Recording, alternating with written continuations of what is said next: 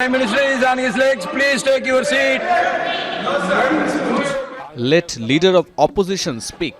রাজ্যসভায় ভাষণ দিতে এসেও বিরোধীদের তোপের মুখে ভারতের প্রধানমন্ত্রী নরেন্দ্র মোদী। सदन में अपनी भावनाओं को व्यक्त करना। বুধবার সরকার ও বিরোধী দলের সংসদ সদস্যদের তীব্র বাকবিতণ্ডায় মোদীর পূর্ব নির্ধারিত ভাষণ বাতিল হয়। পরে বৃহস্পতিবার বিকেলে সেই ভাষণ দিতে গেলে কংগ্রেস সভাপতি মল্লিকার্জুন খার্গের নেতৃত্বে সভাকক্ষ ত্যাগ করেন বিরোধী দলীয় সংসদ সদস্যরা। যুক্তরাষ্ট্রের সঙ্গে বাণিজ্য চুক্তির পর গেল 2 দিন ধরেই উত্তাল ভারতের লোকসভা। বুধবার কয়েক দফায় উত্তেজনার পর বৃহস্পতিবারও বদলায়নি পরিস্থিতি। বাকবিতণ্ডার জেরে অধিবেশন থেকে সাময়িক বরখাস্ত হন কংগ্রেস নেতৃত্বাধীন ইন্ডিয়া জোটের 8 সদস্য। কন্যাকুমারী থেকে কাশ্মীর তক চলে। লোকসভায় পরপর দুদিন এসব কাণ্ডের পর বৃহস্পতিবার রাজ্যসভায় রাষ্ট্রপতি দ্রৌপদী মুর্মুর ভাষণের পর জবাবি ভাষণ দিতে আসেন নরেন্দ্র মোদী। ভাষণ শুরুর সঙ্গে সঙ্গে বিরোধীরা ওয়াকআউট করলেও 1 ঘন্টা 35 মিনিট কথা বলেছেন ভারতীয় প্রধানমন্ত্রী।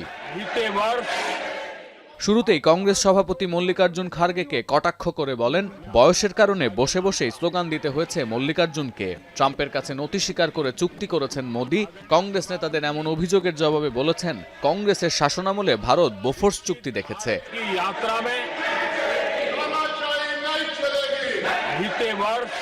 1980 এবং 1990-এর দশকে ভারত ও সুইডেনের মধ্যে এই বোফোর্স চুক্তি হয়। কেলেঙ্কারির জন্ম দেয়া এই অস্ত্র চুক্তির সঙ্গে জড়িত ছিলেন তৎকালীন প্রধানমন্ত্রী রাজীব গান্ধী এবং ভারত ও সুইডিশ সরকারের আরও বেশ কয়েকজন সদস্য।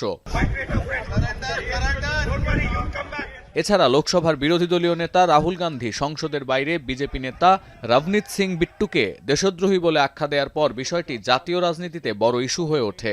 রণবীত আগে কংগ্রেস সদস্য ছিলেন। এদিন রাজ্যসভার ভাষণে কংগ্রেসকে কড়া ভাষায় আক্রমণ করে রাহুল গান্ধীর বিরুদ্ধে গোটা শিখ সম্প্রদায়কে অপমান করার অভিযোগ তোলেন মোদী।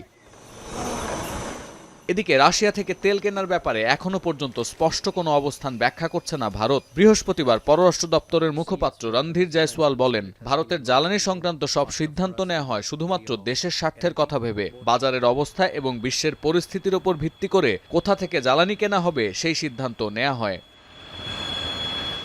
সতীর্থ কর্মকার, এখন বিশ্ব।